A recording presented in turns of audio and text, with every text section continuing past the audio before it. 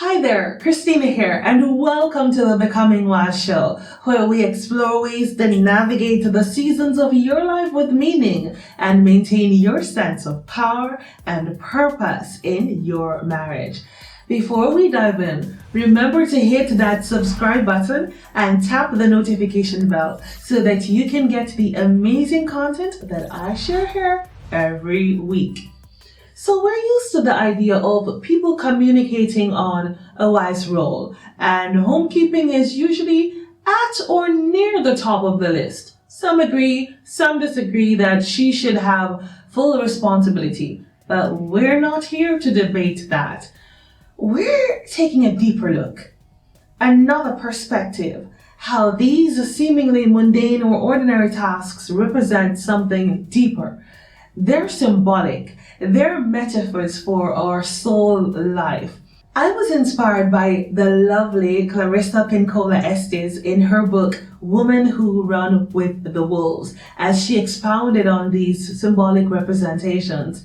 So in this series, we'll take a look at 3 of these home cleaning chores: cleaning, washing, and cooking. Today, we'll look at cleaning. So, holding to the title of this video, keep your psychic environment clean, free from clutter. Your mind, your mental space is your workplace. Just imagine a work desk.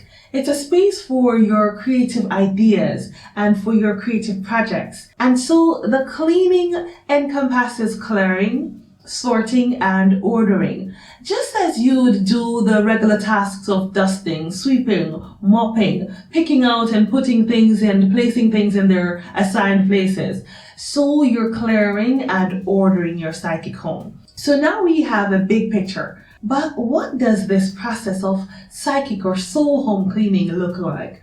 Let's first look at clearing. Clearing involves taking action to daily rid yourself of and overcome negative beliefs that will clutter your premises.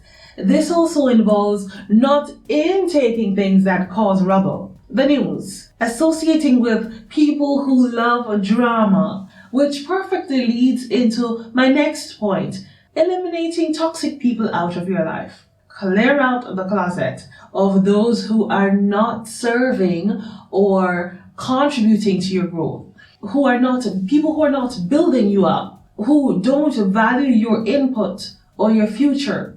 The ones who take and deplete your energy.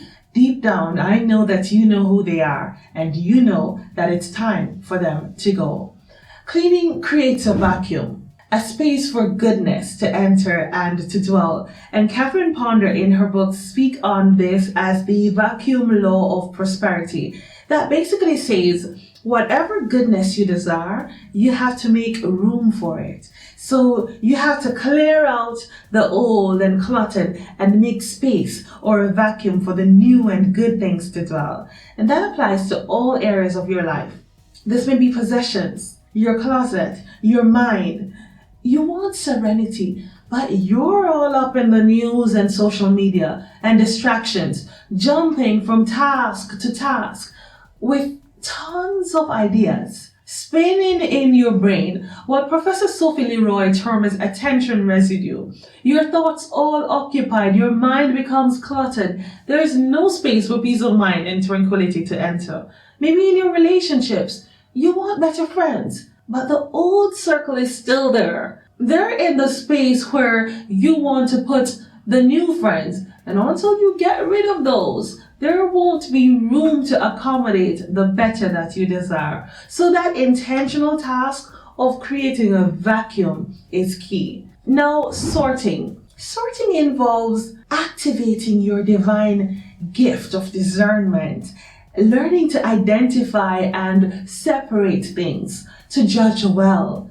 It involves being patient and keen on decision making, to activate your sightfulness and insightfulness, being wise in identifying the good from the bad, the wheat from the tares, the fake from the genuine, the truth from the lies. That level of consciousness, that level of awareness and knowing. Sorting also includes setting time for contemplation, taking time in solitude, For some, it's meditation, setting time for all that is important to you, renewing your values, saying no more often. That's a big one. And finally, ordering, planning, organizing, and arranging your ideas and your thoughts so that growth can take place, giving ideas a place to thrive in a healthy way. It also involves allowing what needs to happen for death and life, for letting go, for the seasons to pass through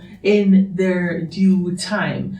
And of great importance, doing all of these as a regular practice. You don't clean your house once every quarter, do you? Surely not. In that same way, you should attend to your soul home. Now, I hope that you found this little reminder and tips helpful. Be sure to subscribe for the amazing content to empower, enlighten, and encourage you on your journey. Look out for next week's video when we'll talk about washing and its symbolic meaning for your soul home.